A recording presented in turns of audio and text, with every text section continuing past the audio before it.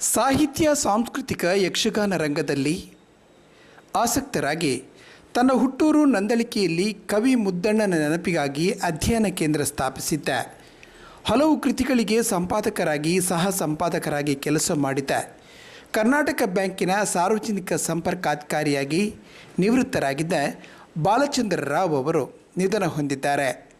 ಶಿಕ್ಷಕ ನಂದಳಿಕೆ ಸುಬ್ಬರಾವ್ ಮತ್ತು ಶ್ರೀಮತಿ ಗಿರಿಜಮ್ಮ ದಂಪತಿಗಳ ಮಗನಾಗಿ ಅವರು ಜನ್ಮ ತಾಳಿದ್ದರು.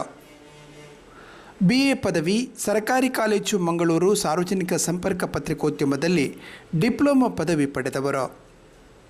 ನಿವೃತ್ತ ಸಾರ್ವಜನಿಕ ಸಂಪರ್ಕಾಧಿಕಾರಿ, ಕರ್ನಾಟಕ ಬ್ಯಾಂಕ್ ಇವರಾಗಿದ್ದು, ಸಾಹಿತ್ಯ, ಸಾರ್ವಜನಿಕ ಸಂಪರ್ಕ, ಅಭಿವೃದ್ಧಿ ಪತ್ರಿಕೋದ್ಯಮ, ಗ್ರಾಮ್ಯಾಭ್ಯುದಯ, ಫೋಟೋಗ್ರಫಿ ಇವರ ಹವ್ಯಾಸವಾಗಿತ್ತು.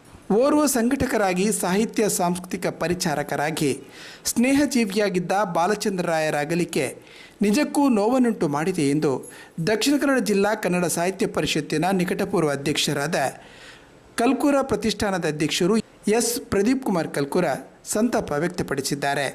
ನಂದಳಿಕೆ ಬಾಲಚಂದ್ರರಾಯರ ಅಗಲಿಕೆಗೆ ಯಕ್ಷಗಾನ ವಿದ್ವಾಂಸ ಡಾಕ್ಟರ್ ಎಂ ಪ್ರಭಾಕರ ಜೋಶಿ, ಭುವನಾಭಿರಾಮ ಉಡುಪ, ಜನಾರ್ದನ ಹಂದೆ ಮತ್ತಿತರರು ಕಂಬನಿ ಮಿಡಿದಿದ್ದಾರೆ.